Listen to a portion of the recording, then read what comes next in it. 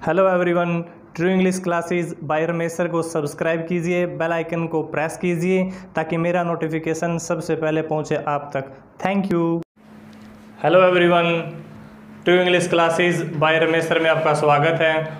और स्टूडेंट्स, आज की वीडियो में मैं आपके लिए लेकर आया हूं इंग्लिश स्पीकिंग का पार्ट 2।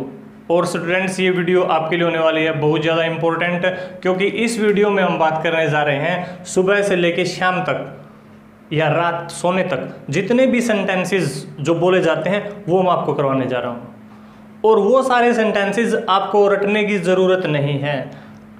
आप 2 या 3 सेंटेंसेस के माध्यम से वो सारे सेंटेंस खुद बना सकते हैं और उनकी आपको प्रैक्टिस करनी है। 3 या 4 बार आप उनको बोल के देखोगे तो राइट सिचुएशन पर वो सेंटेंसेस आप अपने आप बोलोगे। तो लीजिए देखते हैं आज की वीडियो और लास्ट तक देखिए, काफ़ी इंपॉर्टेंट वीडियो है ये। तो ऊपर मैंने लिखा है इंग्लिश स्पीकिंग पार्ट 2। और जैसा कि फर्स्ट पार्ट में मैंने बताया था, ये वो सारे काम हैं जो हम सुबह से लेके रात सोने तक जो हम करते हैं, जैसे गेट अप अर्ली, ठीक है। और कुछ काम आप खुद भी लिख सकते हो, मैंने सारे नहीं लिखे। गेट अप अर्ली, जैसे splash mouth, go to toilet भी आप बोल सकते हो, गो टू वॉक। मतलब जो कई ऐसे काम हैं जो अननेसेसरी हैं वो मैंने यहाँ लिखे भी नहीं हैं। Come back, take bath, take breakfast, read the newspaper, go to school, wish the teachers, attend the class, learn the lesson, take lunch, ठीक है, go to play, take dinner, go to bed, सोने के लिए जाना। तो ये सारे sentences हैं या ये सारे काम हैं जो हम सुबह से लेकर रात तक करते हैं। इस वीडियो में मैं आपको बताऊंगा इनको सेंटेंस में कैसे पिरोना है, इनसे सेंटेंस कैसे बनाएं, और सिर्फ बनाना ही नहीं, मैं आपको बताऊंगा कैसे बोलें। तो मैंने यहाँ पे लिखा है does plus subject plus action. सबसे पहले मैं आपको बताऊंगा क्वेश्चन कैसे क्रिएट करते हैं, फिर मैं ये बताऊंगा यदि हमने मना करना है तो कैसे बोलेंगे, फिर मैं बताऊंगा हमने हाँ भरनी है, यस करना है तो कैसे बोलेंगे। सबसे पहले मैं आपको बता रहा हूँ क्वेश्चन कैसे क्रिएट करते हैं। गेट अप अर्ली, कोई आपसे पूछे किसी और के बारे में, क्या वह सुबह जल्दी उठता है या उठती है, तो सबसे पहले हमने लिखना है डज। लड़का है तो ही, और एक्शन क्या है, सुबह जल्दी उठना, gate up early in the morning. लड़की के बारे में पूछा जा रहा है तो डज सी, एक्शन क्या है, gate up early in the morning, ठीक है। और पूछा जाए सैर, क्या वो सैर के लिए जाता है, does he go to walk. लड़की है तो does she go to walk. ये तरीका है क्वेश्चन क्रिएट करने का। एक व्यक्ति से सुबह से लेकर शाम तक के काम एक व्यक्ति के बारे में पूछे जा रहे हैं तो सबसे पहले डज लेके आते हैं, फिर हम ही से बात कर रहे हैं या फिर सी की तो फिर वो वर्ड लेके आते हैं, और उसके बाद हम क्या रखते हैं, एक्शन रखते हैं। Come back, take bath, does she take bath, does she take bath daily, does he take bath daily. इस तरीके से हम क्वेश्चन क्रिएट करेंगे। Take breakfast, does he take breakfast daily, does she take breakfast daily.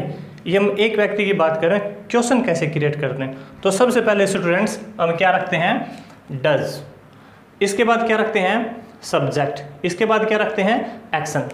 जैसे gate up early का मैंने पहले भी बताया, तो यह कैसे बनाएंगे, सबसे पहले हम लिखेंगे डज, फिर एक व्यक्ति की बात है ही, डज ही, फिर हमने यहाँ पे एक्शन रख दिया go to school, does he go to school, does he go to walk, does he come back, does he take bath, does he take breakfast, does he go to school, does he watch movie, does he wish the teachers, does he attend the class, does he learn the lesson, does he speak English, does he go to bed, does he go to play, does he take dinner daily। इस तरीके से हम sentence बना सकते हैं, question create कर सकते हैं। और यहाँ मैंने लिखा है does he go to school, इस तरीके से लिखते हैं। फिर यदि हमें पता है वो ऐसा नहीं करता तो उस जो क्वेश्चन हमने पुट किया है, जो क्वेश्चन पुट किया है उसका आंसर किस तरीके से देते हैं। हमें पता है कि वो ऐसा नहीं करता, तो सबसे पहले नहीं करता तो नो, ही है या सी, ही है तो नो ही और हमने क्वेश्चन डज में पूछा था, तो no he does not, question does में पुट किया गया था तो डज नॉट, क्योंकि मना किया गया है। नो ही डज नॉट, और फिर क्या रख देंगे, action. No he does not go to school, no he does not wish the teachers, no he does not attend the class, no he does not take lunch. सबसे पहले मना करना है नो, फिर सी की बात है तो सी, क्वेश्चन डज में किया गया है तो डज नॉट, उसके बाद एक्शन। अब हम सारे देख सकते हैं, मान लिया गो टू बेड के बारे में पूछ रहा है, no he does not go to bed, no he does not take dinner, no he does not go to play, no he does not read the newspaper, no he does not go to school, इस तरीके, no he does not speak English, no he does not speak Hindi. इस तरीके से no he does में question किया गया है तो डज नॉट, इसके बाद action. No he does not go to school. और यदि हमने यस कहना है, क्वेश्चन क्रिएट किया गया और कहना कि हाँ वैसा करता है, तो सबसे पहले आपको पता है यस, लड़की की बात है तो सी, यस सी, ध्यान रखना है। यस लड़की की बात है तो सी, और लड़की की बात है तो ही, यस ही। और फिर हमने लेके आना है स्टूडेंट्स एक्शन, एक्शन लेके आना है। अब आप पूछोगे डज क्यों नहीं आया, तो मैंने फर्स्ट वीडियो में भी बताया था, यदि अपना सिंपल सेंटेंस है जिसमें नेगेटिव नहीं है और जिसमें पर्सन नहीं पूछा गया तो उसमें डू या डज कट जाते हैं, ठीक है। जब पर्सन किया जाए तब लेके आते हैं, और जब उसका नकारात्मक उत्तर दिया जाए तब लेके आते हैं। जब यस करते हैं तब नहीं लेके आते, डज को हम भगा देंगे, सिर्फ एक्शन लेके आएंगे। ध्यान से देखो, क्वेश्चन क्रिएट किया गया, does he get up early, तो आपने बोलना है yes he gets up early, action लेके आना है बस। Does he go to school, तो yes he go to school, लेकिन ध्यान रखना है जो एक्शन लेके आएंगे उसके एस या ई एस का यूज हो जाता है। जो एक्शन आगे लेके आते हैं, yes he go to school लिख दिया हमने, तो जो गो है उसको एस या ई एस का यूज करना है। अब ये डज ही टेक बाथ, तो यस ही टेक बाथ लेके जाएंगे तो टेक्स हो जाएगा, yes he takes bath, yes he takes breakfast. इनके किसका यूज होता रहेगा, एस। इसका किसका यूज होगा, yes, yes he goes to school, yes she goes to school. किसकी बात है ये, एस या यस कब यूज करना है, जब यस में आंसर दिया जाए, जब नेगेटिव ना हो, जब इंटरोगेटिव ना हो। Does she attend the class, yes she attends the class, yes she attends the class. Does she learn the lesson, yes she learns the lesson. Does she take lunch, yes she takes lunch. Does she take rest, yes she takes rest. Does he watches movie, yes he watches movie. S और es का use करना है। Does he go to play, yes he goes to play. Does he take dinner, yes he takes dinner. Does he go to bed, yes he goes to bed. Does he read the newspaper, yes he reads the newspaper. तो ये students आपने ध्यान रखना है, negative interrogative में does लेके आते हैं, ठीक है, नेगेटिव में भी डज लेके आएंगे, लेकिन जब हम आंसर देते हैं, जब सिंपल सेंटेंस है तो सबसे पहले यस बोल के सब्जेक्ट लिखेंगे और उसके बाद लिखेंगे बस एक्शन। लेकिन ध्यान रखना है एक्शन का जो पहला वर्ड है उसको एस और ई एस का यूज करेंगे। इस तरीके से हम बोल सकते हैं। और स्टूडेंट्स इनको बार बार आपने बोलना है, मैंने पहले भी बताया, speaking comes by speaking, writing comes by writing, और वॉकिंग कम्स बाय वॉकिंग। तो आपने ये बोलने हैं। एक बार हम प्रैक्टिस करके देख लेते हैं। तो ये है, सबसे पहले दोबारा बता रहा हूं मैं, सबसे पहले किसका यूज करते हैं, डज, सब्जेक्ट एक्शन। कब, जब क्वेश्चन क्रिएट किया जाए। तो मान लिया इसके बारे में हमने कहना है डज टेक ब्रेकफास्ट, तो हम कहना चाहते हैं क्या राधा ब्रेकफास्ट करती है।